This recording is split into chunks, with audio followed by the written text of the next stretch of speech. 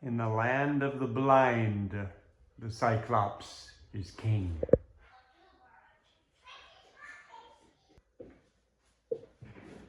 I want to read the second exhibition rejection letter I've gotten for this piece. And I think it's a really good piece. It took quite a lot of work. I wanted to read the rejection letter and then just talk about that. And I don't want to read it with any kind of a attitude, any kind of smart aleck attitude. Just it was rejected by Brea Gallery for the Made in California exhibition for 2026. And it was also rejected by another show about 2 months ago. And then I decided to submit it to this one. But let's take a look here. Dear Larry, thank you for submitting your work for consideration for the 41st annual Made in California juried exhibition at the Brea Gallery. We are sincerely grateful for the trust and care it takes to share your art with us. After a thorough and thoughtful review process, we regret to let you know that your work was not selected for this year's exhibition. Each submission is reviewed multiple times, up to 5, and carefully evaluated by our panel of jurors. Their responsibility is to shape a cohesive exhibition while considering presentation, originality, and the overall dialogue of the specific year's show. This is a nuanced and highly competitive process, and this decision is not a reflection of the quality or merit of your work. We understand this news may be disappointing, but we hope it is not disheartening. Please know that we deeply value your voice and the creative energy you bring to our remarkable region of California. Your art matters. Although we are unable to provide individual feedback, we truly appreciate the opportunity to experience your work. Thank you again for being part of this year's exhibition called. We wish you continued inspiration and success in your ongoing creative journey. With appreciation, Brea Gallery Director and the jurors. All right, so how does that make an artist feel? Well, the only thing that stands out is rejection. There's more to say about this, but just the feelings of the letter is rejection, rejected. So yeah, it's disappointing. And all this other stuff sounds great, but in reading it, it's just the rejection thing that hits you.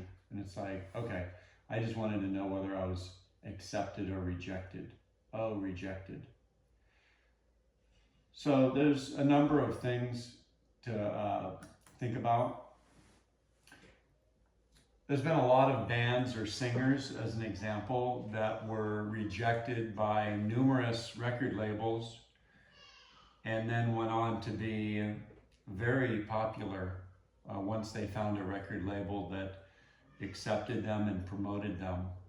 So this it doesn't come down to the art, that the art has been rejected or it's not good. It's just, what does this organization think they can sell or will work for what they're doing? Not that the work itself isn't any good. So an artist does need to understand that there's a bigger entity involved here, not just you, and they want to make money. They want whatever their brand is to succeed, and they're trying to choose things that will benefit them, and not everything can. And I think a good way of looking at this stuff is,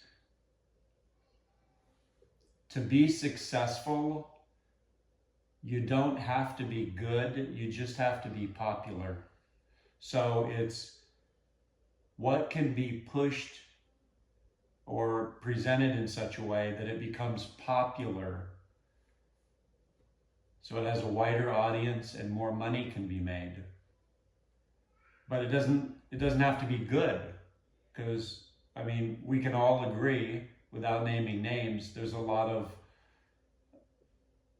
bad artwork, very simple, let's just say, like it's just a canvas that was painted red and that's it. You know, red number 367, and I'm just making something up.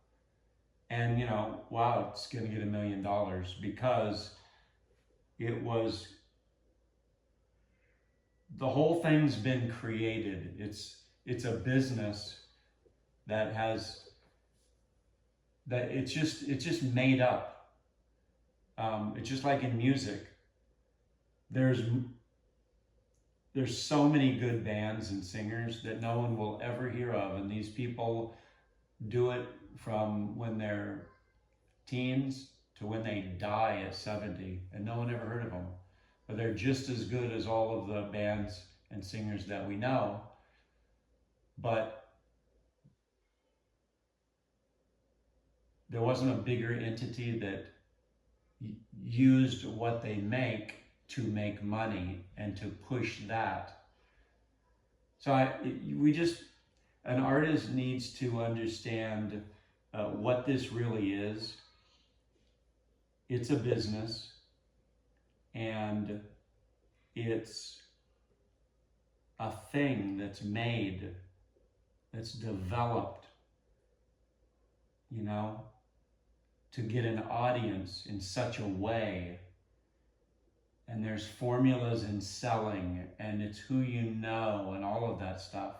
I had years after high school where I didn't want anything to do with it, because my attitude was, I'm not going to schmooze anyone.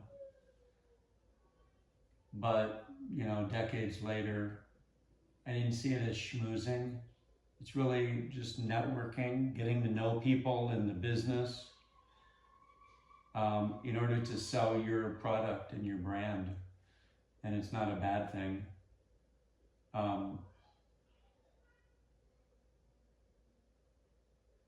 You know, so I guess the takeaway here is, you do not have to be good to be successful. You just have to be popular. And popularity, which I don't even care about popularity, I just mean being seen by a wider audience and appreciated, because your artwork is seen there, and it just becomes part of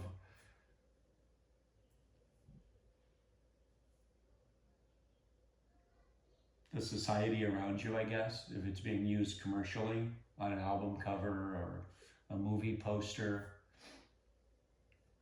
And so that would be popular. And you benefit by making more money from the artwork that you do. You can sell them for a higher amount because more people have seen it. So it's a business, and you need to be popular. You need to be seen, not have good work. But if you have good work and you're appreciated, well, that's great too. So that's the rejection letter. And so that leaves the artwork in the Land of the Blind, the Cyclops is King, open for a different show to try to get a third rejection letter. So we do have the San Diego County Fair, Once Upon a Fair 2026, which I've never submitted to before. The entry deadline is April the 27th. I'll have to go through this and make sure that it's not too big, because there are,